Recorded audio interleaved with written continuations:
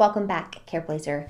In last week's video, I talked about creating your own dementia joy plan for how you can bring joy into your life if you were to get dementia, or how you can bring joy into your loved one's life right now, even though they have dementia. In today's video, I want to talk about how you can die in the way that you would want, right? How you could die with dementia in a way that you would want. Now, last week's video and this week's video are both based on this book by Dr. Powell, a psychiatrist. It's called Dementia Reimagined. The specific link to this book is below this video. Again, the second half of the book is filled with some really great, thoughtful, compassionate strategies for family members. Or you could check it out from your library, which was what I did. But I wanted to talk about this kind of sobering issue that most people don't want to talk about, yet everybody is going to go through. And the reason I specifically wanted to talk about it, and I'm really glad she had a whole chapter dedicated on it, is that number one, we're all going to die. But the majority of people, especially the majority of people who have dementia, they die in a way that they don't want. So she says that 75% of people dying in hospitals are 65 years old, even though most older Americans say they want to die at home. So I thought this was really important, and even though it's not exactly a topic most people want to talk about, I think that it's about time we did a video on this.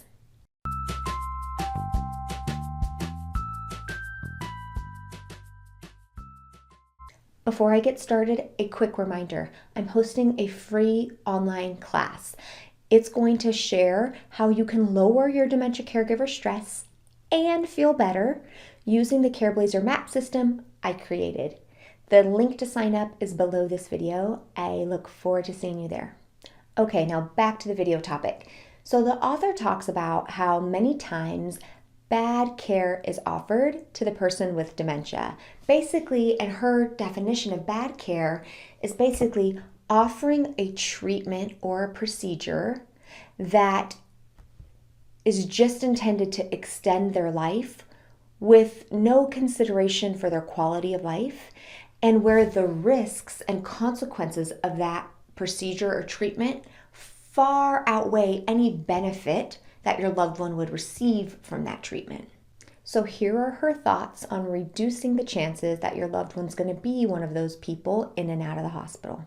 One of the biggest reasons she thinks people die in a way they don't want to is because there is a failure to recognize that dementia is fatal. When someone is in the end stage of dementia, the late stage of dementia, there is nothing that is going to bring that person back. There's nothing that's going to take away the dementia. There's no cure for anything at that point. And so when we don't acknowledge that your loved one has a disease that is fatal, this leads us at the end of life to grasp at any aggressive treatment, at any procedure, at anything at all that provides us with a sense of false hope that it can actually improve your loved one's life. And it encourages or increases the chances you're going to agree to treatments and procedures that actually aren't going to do much of anything except maybe add a little bit of time on your loved one's life. But it doesn't consider at all what your loved one has to go through, the recovery process, the pain that might be involved, and all the other consequences and side effects that might come from getting that procedure or treatment. Dr. Powell makes a really good point that there is a big difference between getting aggressive invasive treatment and procedures and getting treatment that's meant to alleviate pain. She is all about making sure your loved one with dementia and end stage dementia is as comfortable as possible, has the best quality of life as possible. And so she thinks that if there is a treatment out there that can help relieve pain, that can help relieve suffering, by all means, go for it. The goal here in end-stage dementia is to relieve as much suffering as possible and to make your loved one with dementia as comfortable as possible. It's not just to keep them alive for as long as possible. Sometimes a lot of Careblazers will go along with recommendations and will go along with medical procedures for their loved one because they feel like if they said no, that they would be giving up on their loved one with dementia. But in reality, especially in end-stage dementia, a lot of the medical procedures that would be offered or treatments that would be offered in many cases leads to more suffering. So by really evaluating, does this procedure or treatment relieve suffering, or does it just prolong life and come with a lot of other recovery and side effect and consequences? By actually only focusing on things that improve quality of life and reduce suffering, you're actually preventing your loved one from having to endure unnecessary suffering at the end of life. So you're not giving up on your loved one. You're trying to prevent them from unnecessary suffering.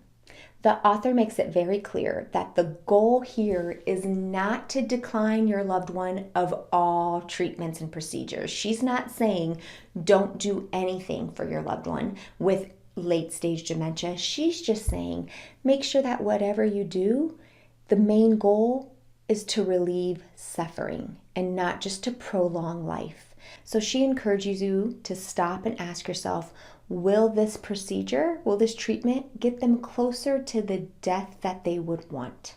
Essentially, she recommends that every single treatment or procedure for somebody with late stage dementia should be with the main focus to relieve suffering. She also says that sometimes declining certain medical interventions and treatment may be the kindest thing you can do for your loved one with dementia. I think a lot of this will be you, Careblazer, working in your own mindset about how it's not giving up and really evaluating what is the comfort level of your loved one right now. How does your loved one want to die? How would they want to die? And does this treatment or procedure line up with that? Careblazer, I know this is not an easy topic, and I hope to be back next week with a little more of a lighthearted topic or an easier topic, but I do hope that this topic, this video, has given you a new lens to look at when your loved one is when a new treatment or recommendation or procedure is being offered to your loved one with dementia. Again, there are some amazing healthcare providers out there. I don't think the majority of healthcare providers are intentionally offering things to cause your loved one harm. But you know the type of death your loved one would want. You're in the best position to know the quality of life your loved one has, and just to keep those things at the forefront of your mind when you're faced with another medical decision to make for your loved one. All right, Careblazer, I will be back next week with another video, hopefully a little bit more lighthearted. In the meantime, make sure you save your spot to my upcoming live class online. It's totally free, and I'm going to share with you the Careblazer map, basically my 3-step system to lower your caregiver stress and to help you survive this dementia caregiver journey. All right, Careblazer, hang in there.